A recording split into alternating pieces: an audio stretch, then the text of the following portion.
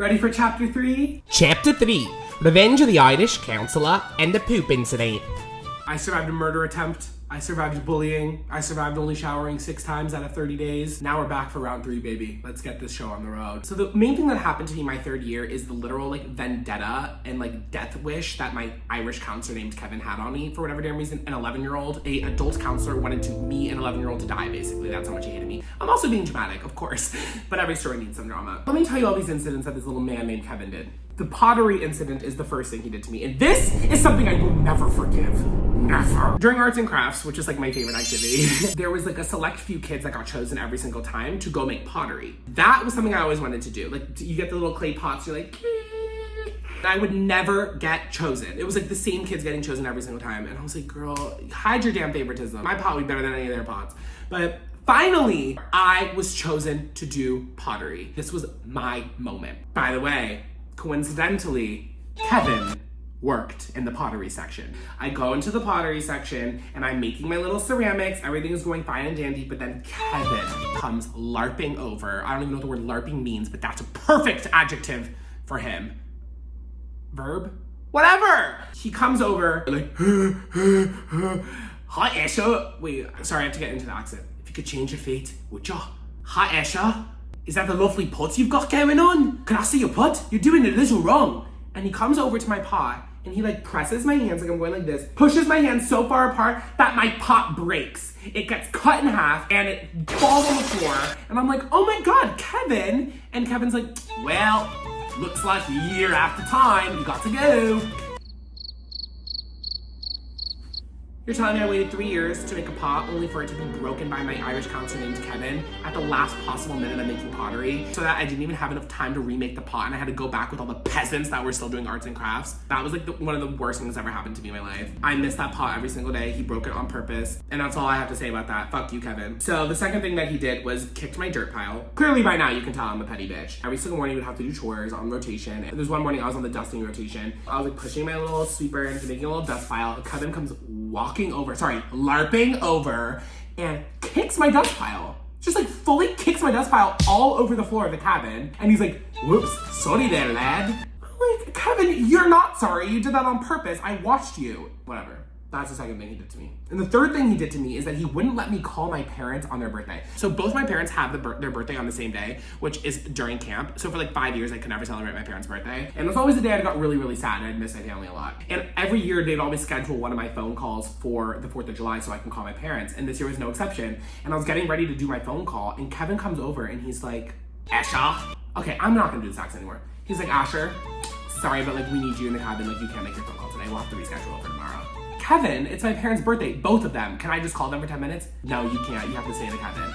Fully did not let me call my parents on their birthday. For what reason, Kevin? For what fucking reason? So we can clean up your beer underneath your bed that you were secretly stashing there? Yeah, that's right. Plot twist of the century. Surprise to no one, because I clocked him immediately. This bitch, Kevin, kept drinking on the job. He got fired. We found tons of crushed up little beer bottles underneath his bed. Kevin was drunk on the job looking after little kids. Where is the background check system? Thanks, Obama. No wonder he hated me so much. I probably reminded him of innocence and beauty and youth. Meanwhile, Kevin was fighting the demon that is alcoholism. After Kevin got fired, things went pretty smoothly for the rest of the year. The bullying, for some reason, kind of calmed down. I really don't know why. Maybe people felt so bad that my pottery was broken that they finally decided to be nice to me. Oh, just kidding. Things were not smooth sailing because I have my next bullet point, which is the bus poop incident. Oh my God. This is probably the most embarrassing thing that has ever happened to me in my entire life. 3rd year, we're finally old enough to go on a field trip. And we were on a field trip to see the Minions movie. I don't remember what movie, maybe Despicable Me 1 or something. I don't remember. And we got our own budget of unlimited popcorn and unlimited soda. And for someone who's been on camp food, nasty ass camp food for 3 weeks, this is my first taste of real food. And also my first time I'm unrestricted around soda and food because my parents are always there to tell me, Asher, stop eating the cookies, Asher, stop eating the bread, Asher, stop drinking. But now it's my first time I'm like, oh my God, bitch, I'm gonna drink and eat anything I can right now. I think I had 3 different refills of popcorn with butter on it. I had 4 different Dr. Peppers. It was disgusting. I was an absolute animal. I pigged out to the max. So I wasn't thinking ahead. And after the movie ends, the counselors are like, okay guys, if you have to use the bathroom, go to the bathroom. We have a long bus ride back. Oh my God, wait, I'm fine. I don't have to go to the bathroom. Famous last words, you guys, because Oh my God, because, girl, we get into this bus. I'm not even kidding you, 2 minutes after the bus leaves. Uh-oh. What's that sensation? I have to shit. But there's nothing we can do. We're on a yellow school bus with no air conditioning. It's hot out in the middle of the summer. That was the hardest 2 hours I've ever had to endure in my entire life. I actually wouldn't wish those next 2 hours upon my worst enemy. Actually, I'd wish it upon Kevin and that bitch Daniel that tried to kill me. I had to poop so bad. I remember I had my shit on the bus. Oh, also I was wearing a bathing suit because I didn't do my laundry. I shit my pants, like barely. Like I remember like letting out little bits and pieces of poo here and there. Okay.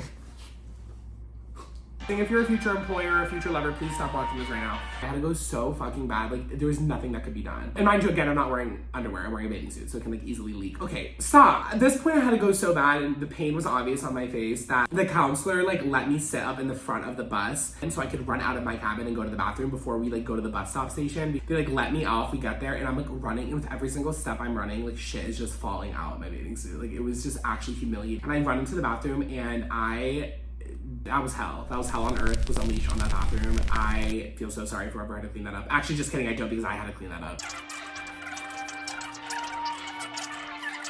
Every time I fart, I poop. I'm sorry. I had to sleep that night and wrapped in a towel because if I farted in my sleep, I would shit. At least I was smart enough to do that.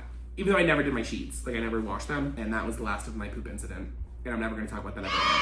The next bullet point I have is the dehydration incident. Similarly, we were on another field trip this summer to like some like, I don't even know, some like outdoor museum, some dumb shit. And we're there and like, no one has water. Like they just don't give us water the entire day. Like I'm talking like 10 hours of no water in like the boiling sun. There was like 5 of us, including me, that were like so dehydrated on the bus ride back that like we slept the entire ride back and like we had to get like kind of like carried into the infirmary. But maybe I was doing it for attention. I don't know.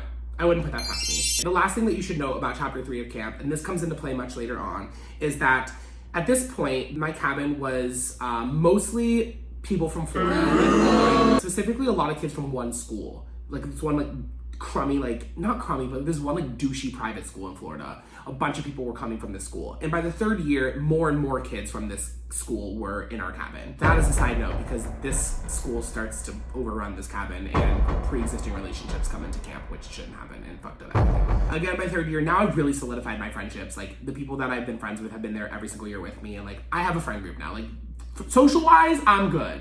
Shit-wise, we're not so good.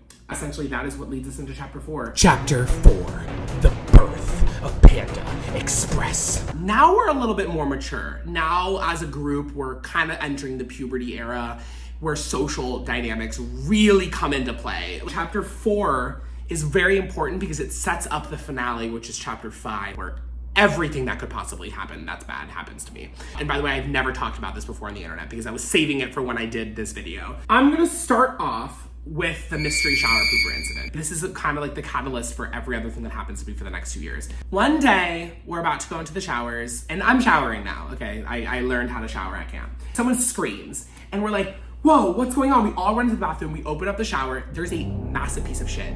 Like, I'm talking about like maybe around the same size as the shit from the bus the year before, on the floor of the shower. So someone had essentially shit in the shower. Oh my God, this is disgusting. Everyone's like, oh my God, who's just shit in the shower? Who's in the shower? This is disgusting. Like, they need to clean it up, like all this stuff. And like, no one is confessing because why would they confess? Like, what the fuck? But also, why would you shit in the shower at the age of 12? Like, you know better than that. Everyone kind of moves past it, but not me. Because I always have to meddle in something. Like, that's just, so what do? I start a secret spy organization called Panda Express. I don't know why I called it that. With all my closest friends at the camp, originally with the mission to track down the mystery shower pooper. Eventually, Panda Express evolves into much bigger things and takes on much bigger projects. So, I go around and I start interviewing everybody. You know, where were you at the time of the poop? Who do you think did the poop? Have you ever pooped in the shower? Stuff like that, you know? Like, I fully thought I was like an investigative journalist. Like, this is ridiculous. And I come across the person I have a hunch did the shit in the shower. And I go to him and I'm just like, baby, it's okay. It's okay, you can tell me. Did you shit in the shower? I won't tell anyone. This bitch was dumb enough to say yes. He told me, he's like, yes, I did poop in the shower. I'm so sorry, like, I just didn't know what to do. Like, I'm so embarrassed, don't tell anyone. And I'm like, baby, of course not. Your secret's safe with me. I lied, and this is fully on me. I'm sorry. I, of course, revealed the identity of the mystery shower pooper to my organization of like 4 friends, and then to the rest of the cabin accidentally after that. But I was proud of myself, at least for finding the identity of mystery shower pooper. Hit me up if you're watching this video and you're the shower pooper. I owe you an apology. Panda Express first mission, success. But we didn't want to stop there. We kind of just kept investigating like little small mysteries and gossip that was going around the camp. Nothing too big until next year when we uncovered the biggest secret we would ever uncover. The next big thing that happened at camp, and this is probably one of my favorite memories at camp, was the time my friend accidentally hung herself. Let me explain, because this is terrible. But it's such a good memory for me because it's so funny.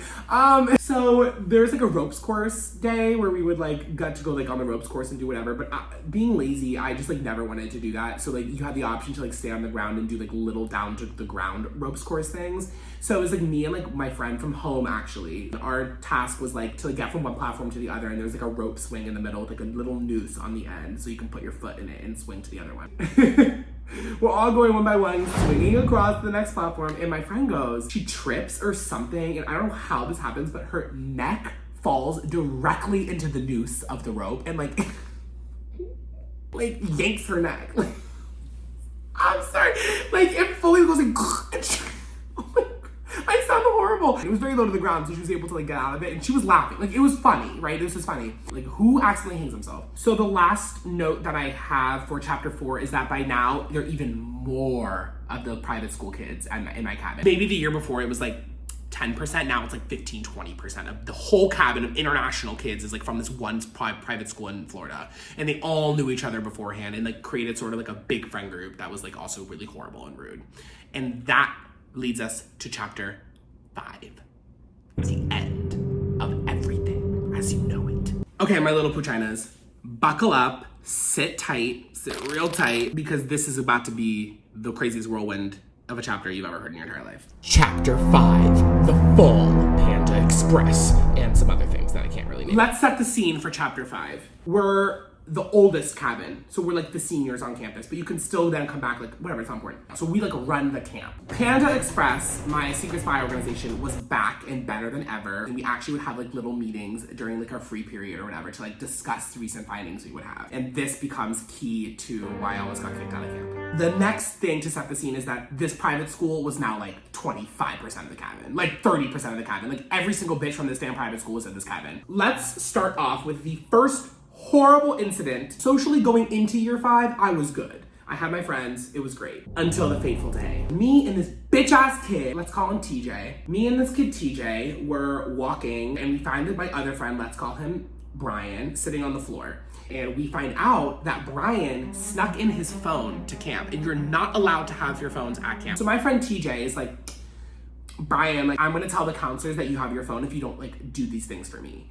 And I was like, yeah. Like, fully joking. Like, we weren't actually blackmailing Brian. Like, it was, like, obvious we're joke. And again, I was not even the one to initiate that. Like, I just fully just backed up whatever TJ was saying. So, the next day rolls around. This is, like, one of the worst moments of my entire life. And it is, like, will forever be in my brain. I'm brushing my teeth in the bathroom. Brian comes up to me, along with TJ, and maybe, like, 7 other kids. And they form a semicircle around me as I'm brushing my teeth, like, in my fucking underwear. Like, I'm so vulnerable right now. Hello. One of my other friends, who was like one of my best friends at the camp, comes up to me. He's like, Asher, I just wanted to say, like, on behalf of all of us, like, we're so disappointed in you. And I was like, what the fuck? Like, what do you mean? And Brian comes forward. He's like, I don't know how you could blackmail me. Like, I thought we were friends. Wait, what do you mean blackmail? I was joking. Like, ask TJ. We were there together. We were joking. TJ goes, I was joking, but you weren't. What the fuck do you, like, you're kidding, right? Like, ha ha ha, you're joking. Brian's like, I just like can't believe you would do something like that. And I'm like, oh my God, these kids are serious. They actually think I was blackmailing him. I would never have blackmailed you. Like, that was a joke. It was obvious. Brian's like, it was only obvious that TJ was joking.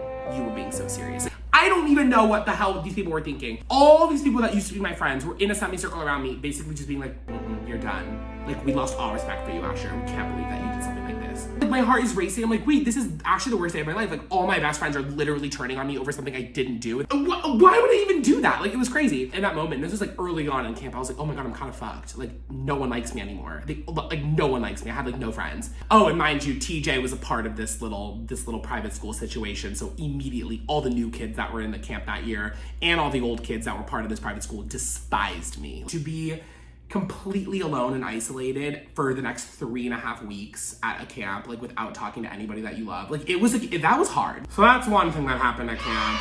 Remember Panda Express, right? My little secret spy organization. We were back again in full force. This year's mission was to uncover the gay sex ring I thought was going on. Maybe I was projecting and I wanted there to be a gay sex ring. And I have 3 bullet points for what made me think there was a gay sex ring going on. The first thing is that I slept next to like one counselor who was obviously gay. And I could clock that even back then, before I knew what gay really was. Every single morning, I would wake up early because I would hear rustling in his bed, and I'd look over and there would be another counselor in his bed with him. Every single morning. It was like a rotation too. It like wasn't even the same one. It was like every morning a different counselor was in the bed with him, like together. One, either they were having sex every day and like in a cabin full of minors, or number 2, like they were just like brothers, like, hey bro, like I'll share a bed with you. Like I don't even know what the fuck was going on. I had to take these findings, and every morning like I would write them down. I'd write down the different name of the counselor that would be in the bed with him. The second thing that I wrote down was that I saw 2 counselors kissing, but did I actually see them kissing? No. Again, maybe I'm projecting this entire thing. Maybe this was all innocent and none of this ever happened, but in my mind, this is what was going on. I was sure of it, and I was gonna crack and get to the bottom of it. There was one day where I was at arts and crafts again. So I'm like leaving through the side door, and I see 2 of my counselors. The same counselor that had the bed that a different counselor would be in every single morning, and a different counselor of mine. And I saw them like embracing, like very close. Like they were literally like, and like both had their eyes closed and both were like going, and like they looked like they were about to lean in for a kiss. So I'm like, so I like walk past super fast, and I don't look back, so I'm like, so like, what's going on? And I hear a kissing noise. Oh, what is that noise? It's like, oh my God, what in the fanfic is going on right now? I had to report that to my Panda Express group, which was like maybe me and 2 other kids. Like it was so small because most kids hated me at this point. I still had like 2 friends left. So I like wrote it down in my little book. Like 2 of the counselors kissed. We'll come back to that. And then the third thing I find, there was one night where I just like could not sleep, and I stayed up really late, and the counselors would stay up way later than us. And there was a night where one of the counselors, a different counselor, went into the bathroom, and like I heard the shower go on. And then 5 minutes later, another counselor came in and like went right to the bathroom, and I didn't hear another shower go on. I just heard one shower staying on, and I was like, oh my God, are they in the shower together? But again, I'm finding a common theme here. Maybe I was just projecting because that's what I wanted to be happening. So I go into the bathroom and I look around and I only see one shower on, but I don't think I looked hard enough. Now that I think about it, there definitely could have been a second shower on. I just don't know. So I'm like fully in the bathroom, I'm like, but my counselors are showering together. This is crazy. I have to go report this now. And before I could do anything, like the shower turned off. And I'm like, oh, and like I hide in the bathroom stall, and a different counselor comes in and like sees me hide, and he like opens the door, and he's like, he gets up close, he's like, Asher, you need to go to bed. And I just remember smelling smoke, like the breath of someone who smokes. I was like, oh my God, he's smoking weed, which, okay, maybe I shouldn't have said that, because I didn't know if he was smoking weed or not, but he definitely was smoking something. So I was like, oh my God, what an eventful night. 2 of my counselors took a shower together, and one of them was smoking weed. So of course I had to go report this to Panda Express and write it down in my little book. Now we have 3 different things going on. We have, I thought I saw my counselors kissing, I thought 2 of my counselors took a shower together, and I would think that my counselors were hooking up in the bed together every single morning. So I was convinced in my little mind that there was a gay sex ring going on with my counselors. Again, whether that's true or not, I have no idea. Let's get to the next incident. Now we're approaching the point where I almost get kicked out of camp. There is a day where I'm just like walking to like a sports activity or some shit with JT again. Fucking JT. This bitch JT. I'm walking with this kid JT, and there's like the group of like the private school kids are all together, like kind of mumbling and talking it together. And I remember knowing they were talking about me. Like obviously they were talking about me. And I was like, JT, like, what are they talking about? And he's like, oh, they're talking about you. Like, I was just with them. Do you want me to tell you what they were talking about? Wait, sure, yeah. Tell me, what were they saying about me? And JT is like, I'll only tell you if you tell me what you discovered in your little Panda Express group. And I think I had mentioned that I started a spy organization to some people. Of course I would have, because what's the point of keeping that shit a secret the whole time? But I never like would discuss what we would find. I remember being like, okay, that's a fair trade. Like, I've known JT for 4 years now. Like, he would always be back at camp. Yes, this was post Blackmail incident, so I should have known better than to trust him. But I was like, there's no way he could betray me again. I was wrong. So JT's like, okay, so tell me what you discovered. So I told him the list of things. I told him about one of the counselors smoking weed. I told him about 2 of my counselors kissing. And I told him about 2 of my counselors taking a shower together. And he's like, I have to stop you right there.